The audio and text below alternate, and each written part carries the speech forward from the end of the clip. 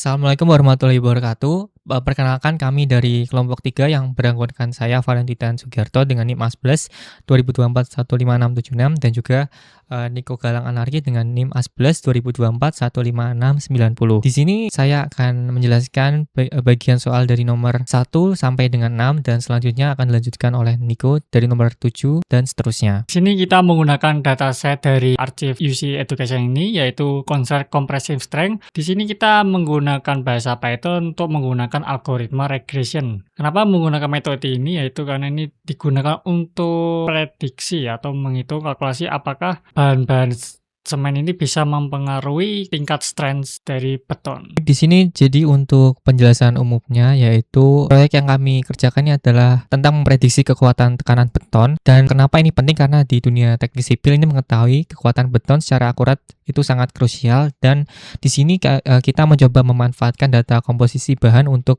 menebak kekuatan tersebut tanpa harus menunggu waktu uji lab yang lama. Dan di sini kita menggunakan dataset dari Concrete Compressive Strength untuk subjek areanya berada di fisika dan kimia atau fisika dan chemistry, dan dengan data sebanyak 1030 dan associated testnya regression, dan terdapat sebanyak 8 fitur dengan targetnya yaitu Concrete Compressive Strength, dan di sini tidak terdapat missing value. Selanjutnya kita pertama akan memounting untuk file datasetnya ke Google Colab, dan di sini telah saya berhasil mountingkan. Selanjutnya yaitu melakukan import library, dan di sini saya menggunakan import OS, import NumPy, import Pandas, Matplotlib, Seaborn, Scalar Model Selection, Scalar Linear Model, Scalar Pre-Processing, Scalar Matrix, dan import warnings, dan juga untuk datapadnya yaitu ke dataset Concrete Data. Sebelum kami load dan tadi import, kami melakukan rename pada kolom fitur di Excel-nya. Kenapa? Karena untuk supaya lebih sederhana dan mudah digunakan, yang sebelumnya seperti ini kami ubah menjadi lebih sederhana seperti ini. Dan setelah itu kami load datanya dan berhasil, dan sesuai pada datasetnya terdapat 8 fitur. Selanjutnya untuk nomor 3 kami melakukan check missing values, dan benar di sini tidak terdapat missing values atau datanya ini lengkap. Selanjutnya untuk nomor 4 di sini kami melakukan cek data yang duplikat, dan jika terdapat duplikat akan kami drop. Dan di sini terdapat data duplikat sebanyak 25. Yang sebelumnya terdapat 1030 data, kami drop, yang sekarang hasilnya menjadi 1005 data saja. Dan untuk nomor 5 yaitu cek fitur konstan, kami melakukan pemeriksaan terhadap fitur konstan ini, yaitu kolom yang tidak memiliki variasi nilai sama sekali atau variasinya 0. Fitur seperti ini wajib dibuang karena tidak memberikan kontribusi informasi bagi model. Dan untuk cara mengeceknya ini kami menyaring kolom yang hanya memiliki satu nilai unik berdasarkan hasil output. Jumlah kolom sebelum dan sudah pemeriksaan ini tetap 9, yaitu 9 kolom, dan untuk kesimpulannya tidak ada fitur konstan di dalam dataset kami. Lanjut ke bagian 6 yaitu cek korelasi. Kami melakukan analisis korelasi untuk mengidentifikasi fitur mana saja yang paling mempengaruhi nilai kekuatan tekan beton. Berdasarkan hasil pengurutan nilai korelasi terhadap target, kami menemukan bahwa semen ini memiliki pengaruh positif paling kuat dengan nilai 0,48 sekian, diikuti oleh super plasticizer yaitu 0,34 dan juga edge dengan 0,33. Artinya penambahan bahan-bahan ini berbanding lurus dengan peningkatan kekuatan beton. Sebaliknya, air memiliki korelasi negatif yaitu sebesar negatif 0,26. Ini menunjukkan bahwa tekanan air yang terlalu banyak justru akan menurunkan kualitas dan kekuatan beton. Dan semua hubungan ini dapat kita lihat secara lebih jelas pada visualisasi heatmap di layar. Dan kotak yang berwarna merah ini melambangkan hubungan positif yang kuat, sementara kotak yang berwarna biru melambangkan hubungan negatif. Terima kasih atas pemaparannya. Sebelumnya, sekarang saya akan melanjutkan presentasi dari bagian 7, yaitu outlier, IKR, dan skenario all data versus clean data. Pada tahap ini, kami fokus mendeteksi data outlier pada variabel target di dalam DFL menggunakan metode interquartile range atau IQR. Metode ini sangat objektif karena didasarkan pada distribusi kuartil data. Berdasarkan kalkulasi dari coding ini, didapatkan nilai kuartil 1 yaitu adalah sebesar 23,52 dan kuartil 3 44,87. Dari kedua nilai ini kita mendapatkan selisihnya ya, yaitu 21,34 ini. Kemudian kita akan menentukan batas aman atau threshold toleransi data kita.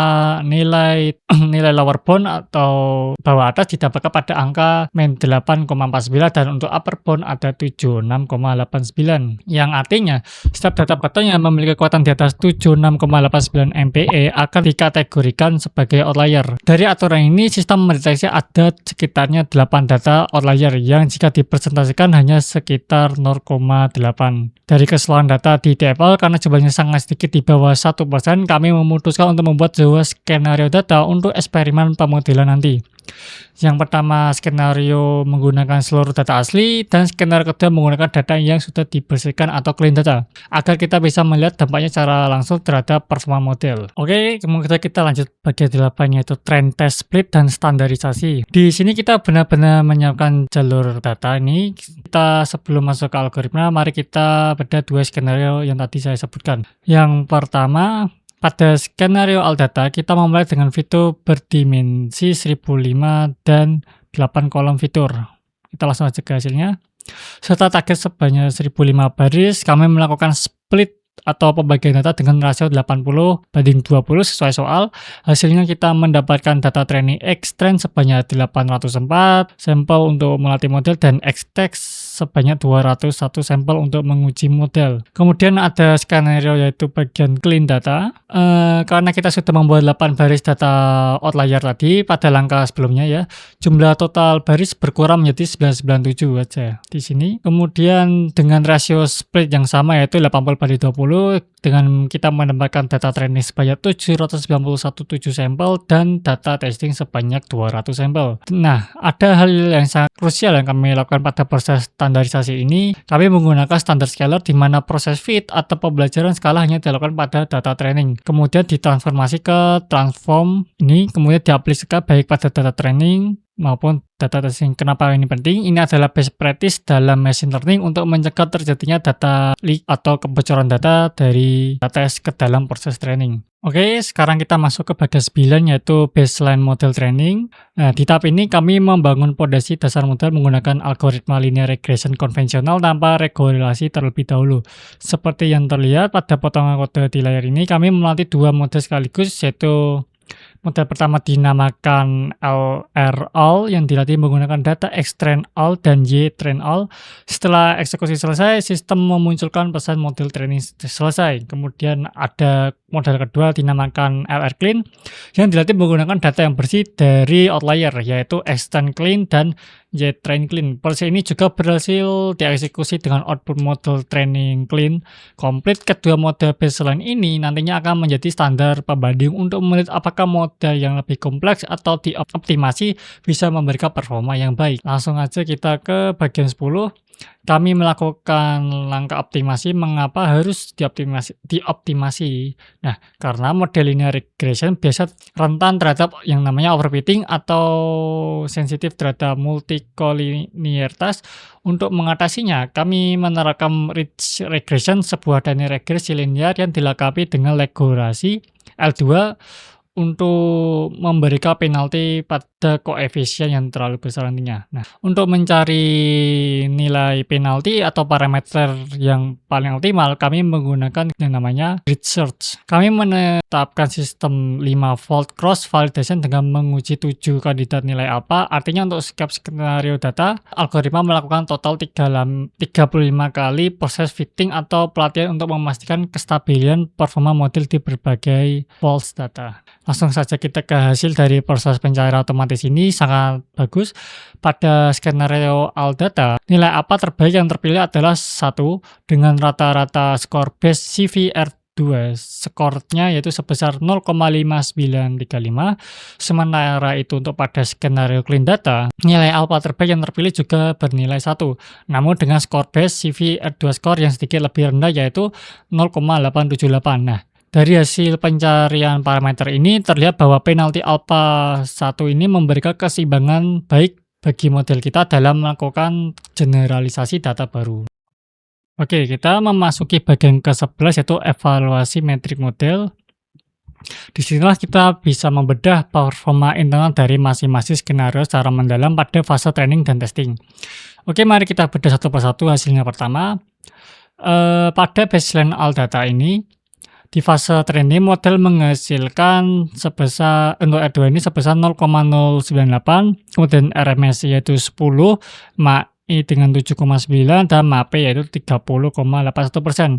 Kemudian untuk metrik testing ini R2 0,58, RMS 11,19, MAE 8,8 dan MAP 3,469. Kemudian di sini overfittingnya yaitu ada 2,97%, yang dimana itu termasuk rendah. Kemudian kita langsung ke bagian menunjukkan model rich data ini, yaitu bagian ALDATA sebentar. Nilai metriknya yaitu untuk training bisa dilihat ada R2 0,6, RMS 10, MAE 7,9, MAP 3,86, dan untuk testingnya itu 0,5, RMS 11,1, MAE 8,89, dan MAP 34,73 dengan overfitting 2,98%. Kemudian kita lanjut ke bagian itu evaluasi baseline clean data yang tadi itu ALDATA. Untuk metrik trainingnya itu 0,6, kemudian RMS 9,84, MAE 7,8 dan MAP 30,69. Kemudian metrik testing yaitu R2 0,5, RMS 10,8, MAE 8,7, MAP 35,7% dengan overfittingnya yaitu 5,79%. Kemudian kita langsung lanjut ke bagian rich clean datanya dengan metrik training R2 0,6, kemudian RMS 9,8, MAE 7,8, MAP 30,73%. Kemudian metrik testingnya R2 0,5, RMS 10,8, MAE 8,7, MAP 35,74% dengan overfitting 5,78%. Kemudian di sini saya akan menjawab pertanyaannya. Untuk jawaban dari nomor 1 yaitu secara umum pada keempat model DG performa data training selalu lebih baik daripada data testing. Nah, nilai R2 ini pada data training stabil di sekitar 0,6 atau 60%, sedangkan pada data testing turun kisaran 0,55 sampai 0,58.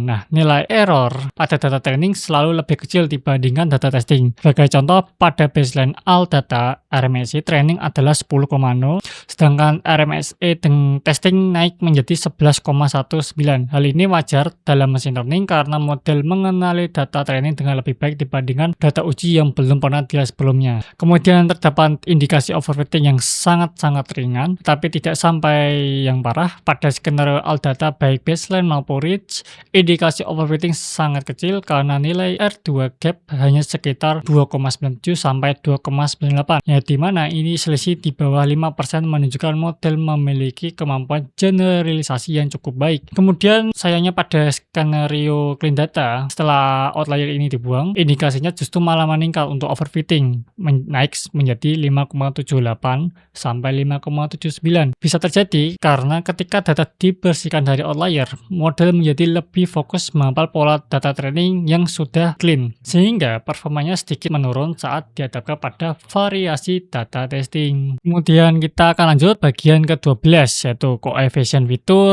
dan rumus linear regression. Berdasarkan model terbaik kita, ditemukan nilai intercept atau konstanta sebesar 35,068 ya di sini interceptnya. Nilai konstanta ini mengindikasikan kekuatan dasar awal beton dalam kondisi fitur standarnya. Kemudian mari kita urutkan fitur dari yang memberikan pengaruh positif terbesar hingga pengaruh yang kecil. Pengaruh terbesar yaitu dia dipegang oleh semen dengan koefisien 12,1168 karena semen adalah bahan pengikat utama struktur beton. Ini sangat logis. Kemudian diikuti slag edge, fly ash, water, super plated, fine edge, coarse edge. Di sini bisa kita lihat pada fitur water ini memiliki koefisien negatif sebesar min 2,8354. Ini adalah temuan yang cukup krusial dalam pembuatan beton. Kelebihan air justru akan merusak rasio air semen dan melemahkan ikatan partikel di dalamnya. Jadi penambahan air secara tidak terkontrol akan menurunkan kekuatan tekan secara linear, yang dimana kita tidak ingin hal itu terjadi. Kemudian ini ada rumus linear regression.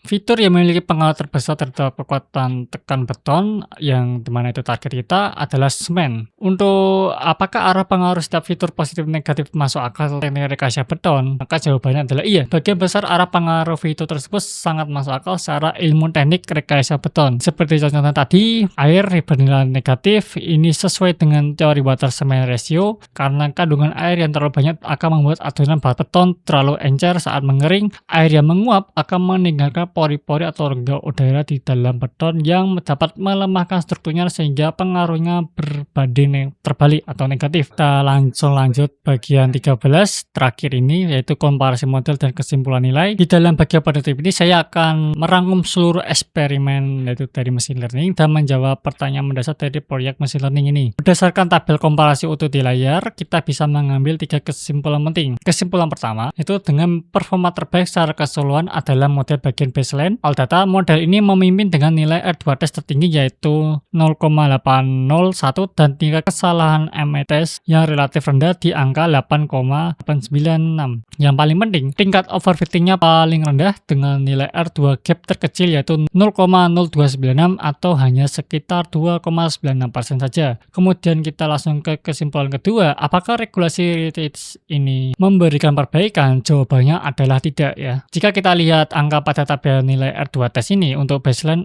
L adalah 0,8501 sedangkan Rich L adalah 0,579. Angkanya hampir sama persis. Hal ini membuktikan secara empiris bahwa fitur-fitur pada dataset kita itu tidak mengalami isu overfitting yang parah sehingga model regresi linear biasa tanpa penalti sudah mampu bekerja dengan sangat stabil.